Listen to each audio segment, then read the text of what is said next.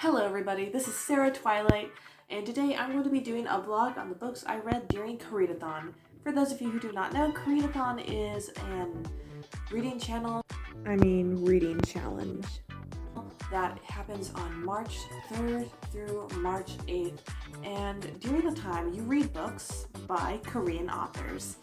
Now, this is, I think it's hosted by these two ladies, but I did not sign up, so I could bend the rules. And want to know how I bent the rules? I'll tell you.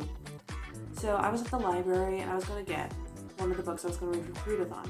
And then I saw like two books that I really wanted to read that I didn't think the library was going to have that also were written by Korean authors. Actually, the same Korean author. And I was like, what the heck? Throw caution out the window. I'm getting these. So I just couldn't help starting early because, you know, one of them has a pink, like, book stuff. Like, under the dust cover, it was pink. And I just couldn't resist. And so, here I am. Also, Koreadathon is over, but I'm still reading the books that I'm supposed to read for Koreadathon. Because, you know, I can. You can tell that I was homeschooled, can't you? So, yeah, that's what Koreadathon is, and I'm going to show you the books that I've read, that I'm still reading for Koreadathon, and yes.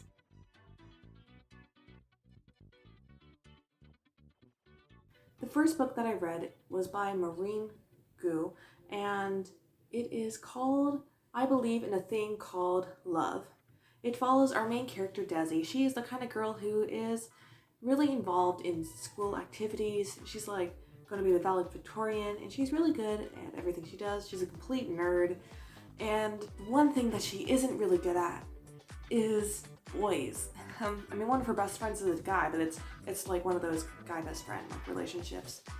So she has failed so many times with guys until she meets one guy and she feels a spark, a connection she's never felt to any other guy, and she is determined to win him over.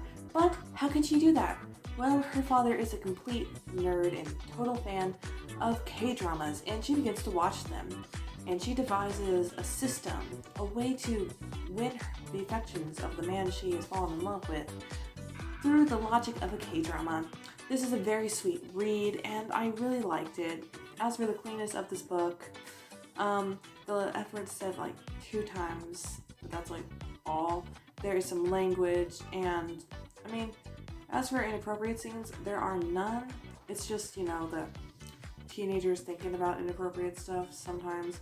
Other than that, it's pretty clean. I mean, there's some kissing, but it's pretty good. And I really enjoyed it, and yes, I just love Desi. She's so funny. The character voice is really great. Maureen Gu has a knack with character voice. So, the next book that I was reading was called To All the Boys I've Loved Before by Jenny Han. So it's a book about this girl named Laura Jean, and she is very close to her family, especially her 2 sisters, Margot and Kitty. And she has a best friend, like the family best friend. His name is Josh. And so all is fine and dandy, but Margot has to go to college, and she's going to college in Scotland, so far away from home. Family is devastated. But here is something special that Laura Jean does. Laura Jean, anytime she falls in love with a guy, she writes a letter to him. She pours out her heart and soul. Then she puts the letter in a hat box, never to be sent out, but it really helps her get over her crushes. And she's been doing that. And after Margot leaves, she's really lost, and she gets even more lost when the letters are sent out, and all the people she has ever loved, the boys, I mean, get those letters, and that causes some complications, and she ends up having to go into the fake dating trope.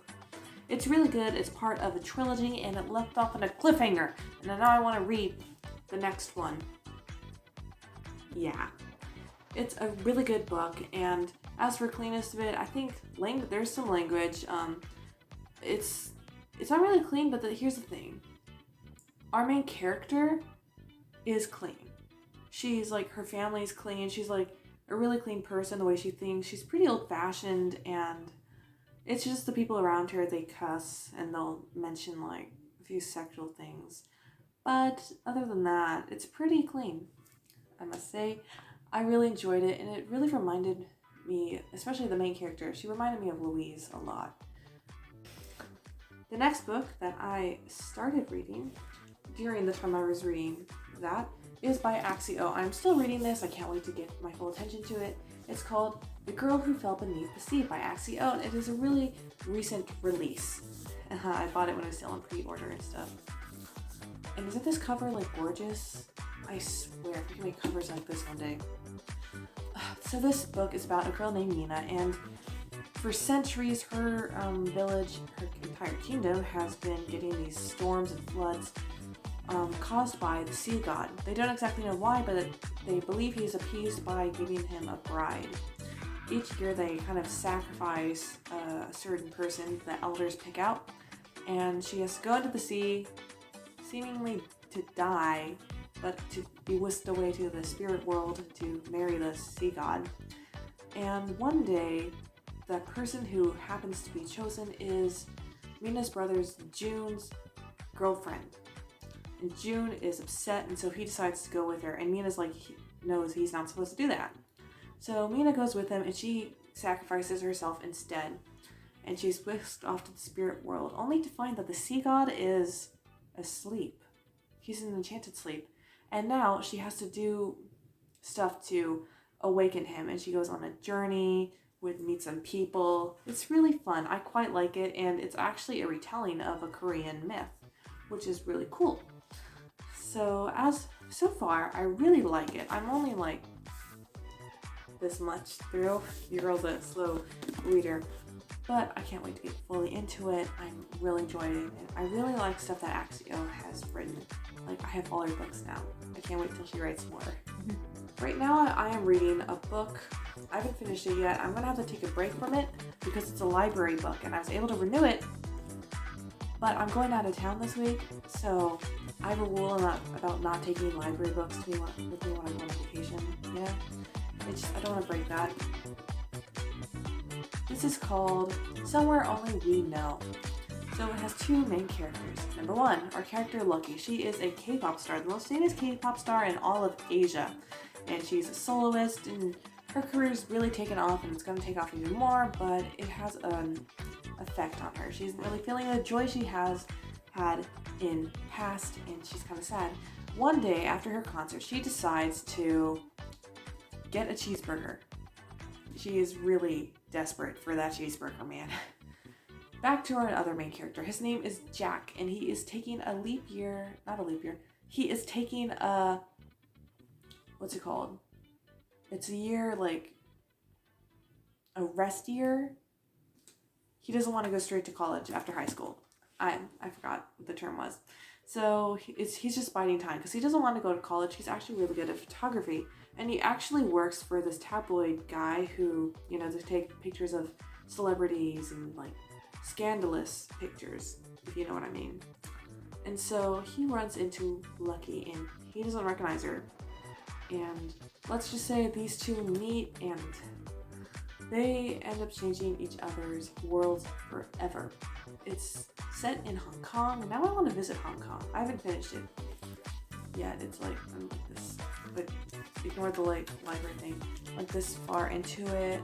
When I get back, I'll probably finish it really quickly.